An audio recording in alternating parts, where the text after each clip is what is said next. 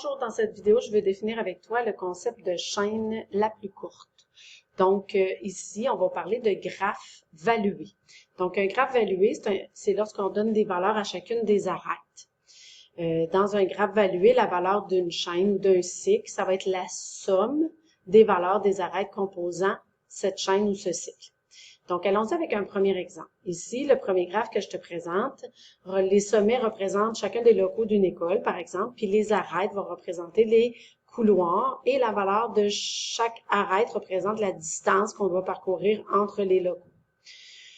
Donc ici, si je te demande quelle est la chaîne ayant la plus courte valeur permettant de partir du local A et pour se rendre au local C, et quelle est la valeur de la distance parcourue. Donc en fait, ici, j'essaie de trouver le chemin le plus court pour passer d'un endroit à un autre.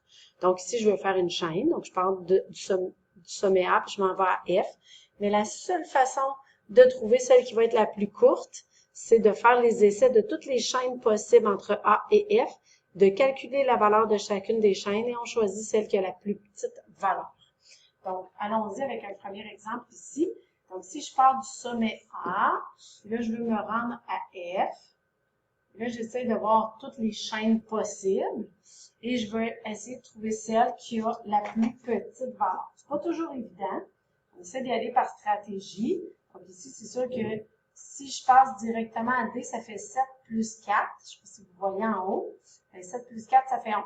Ensuite, si je passe à B, ça fait 2 plus 4, 6, 7, 8. Et là, je tombe à 12. Est-ce que je peux trouver mieux? Donc là, si je pars à 2, si je prends le 3, ça fait 5.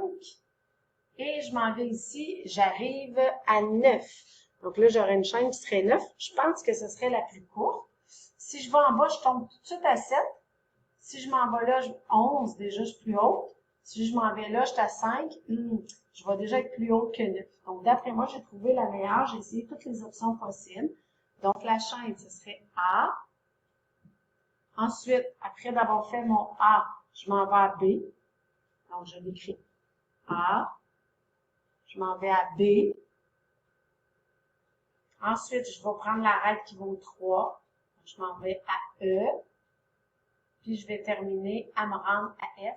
Ce serait la chaîne qui serait de valeur minimale. Donc, ce serait le chemin le plus court pour se rendre du local A au local F. Donc, j'écris la chaîne et à la fin, je mets la valeur de la chaîne en additionnant la valeur de chacune des arêtes qui composent la chaîne que j'ai choisie. Donc, on avait dit A, B, E, F. Donc, la valeur de cette chaîne-là, A, on additionne 2 plus 3 plus 4. Donc, la valeur de ma chaîne est de 9. Donc, voici la chaîne ayant la plus petite valeur. Explorons un deuxième exemple. Donc, ici, le graphe suivant décrit le coût en dollars pour voyager en autobus entre certaines villes de la région de Québec. Quelle est la chaîne qui minimise le coût pour aller de la ville A? Et là, je vais encore aller à F. Donc, on essaie de voir toutes les possibilités. Bon, si toi, tu es systématique, ce ne serait pas une mauvaise idée d'essayer de numérer toutes les chaînes possibles, de mettre la valeur, puis après ça, on va choisir celle qui a la plus petite valeur dans cette situation-ci. Donc ici, si je fais le dénombrement, bien, si je pars d'abord A, puis je m'en vais à B, bon, là après ça, je peux, parce que je veux me rendre à l'autre F. Donc si j'y vais là, A, B, D, F, A, B, D et F, et là, je dois additionner 45 plus 55 plus 65. Donc, 45 plus 55, ça fait 100. Ça me fait une chaîne de 165. Donc, ça, c'est comme ma chaîne de départ. Et là, je peux en essayer d'autres, puis essayer, tant qu'ils sont plus hautes, je les écris pas. Puis, si j'en trouve une plus basse, ben, c'est elle que je vais garder. Donc, ça, c'est comme ma chaîne de départ. Après ça, j'essaie. Donc là, si je pars, on va aller à B. Allons à C parce que j'ai un 25. Donc, si je pars à A, puis je m'en vais à C, donc c'est 25. Je lui additionne 105, donc je vais être à 130. Si je m'en vais là, je suis encore à 165. Donc, c'est équivalent, je ne l'écrirai pas. Par contre, est-ce que ce serait plus court si je prenais mon 25 et je m'en vais à 15 ici, donc je vais être à 40. Donc déjà là, j'économise. J'économise 5 en passant à C et B. Donc allons-y. Donc j'ai fait une économie. Si je fais le même chemin, j'ai fait une économie de 5, je vais être à 160. Donc ici, si je fais A, je m'en vais à C, A, C, B, D, F. Là, j'étais à 160. Là, j'essaie de voir, bon, c'est sûr, si je m'en vais là, si je viens ici, je sais que là, c'est plus haut. Là, c'est plus court. Si je m'en vais là, j'additionne le 85, c'est presque impossible. Donc, après mûre réflexion, je crois que c'est le chemin de valeur minimale. Donc, c'est pas toujours évident. Il faut vraiment user de stratégie de calme et aller une étape à la fois. Donc, quand je regarde ici, trouve la chaîne la plus courte de ce graphe pour se rendre de B à J. Donc, je pars de B, je m'en vais à J. Donc, comme je vous dis, j'essaie visuellement de trouver ma chaîne repère, donc celle que je crois en partant. Donc, si je pars à 7 pour me rendre à F, là, par exemple, je fais 7 plus 6, 13. Et là, si je passe par le A pour me rendre à F, c'est 8 plus 5, 13. Donc, c'est l'équivalent que je fasse ça ou ça. Si on part par en haut, là, je fais 8 plus 2 fait 10, 13, 14. Et là, je veux 16. Donc là, j'ai une chaîne qui serait à 16. Ça peut-tu être elle?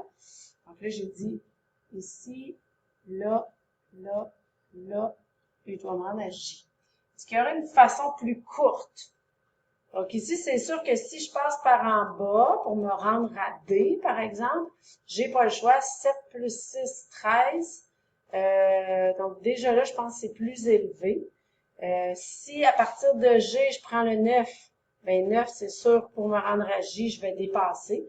Donc je crois que la meilleure option, c'est B, A, G, H, I et J. Et la valeur, c'est 8, 10, 13, 14, 15, 16. Je pense que je ne peux pas battre ça, parce que si j'ai 10, tout de suite, je tombe à 19 si je m'en vais là, donc j'ai pas le choix. Et si je passe 7 plus 6, on a dit que ça faisait 13, j'ai pas le choix, 17, donc déjà là, j'ai dépassé. Donc je crois que j'ai trouvé la meilleure chaîne. Et vous voyez toujours, je dis toujours je crois, parce que j'énumère, mais peut-être que je trouverai pas la plus petite chaîne. Il faut vraiment toutes les énumérer, toutes bien analyser. Et là, je suis presque découragée d'essayer le prochain parce que, ouf, il y a beaucoup d'arêtes, donc il y a plusieurs combinaisons possibles pour partir de C et me rendre à mon H qui est juste ici. Donc là, on use de patience, on essaie de trouver la meilleure combinaison, on essaie de toutes les énumérer et on choisit celle qui a la plus petite valeur.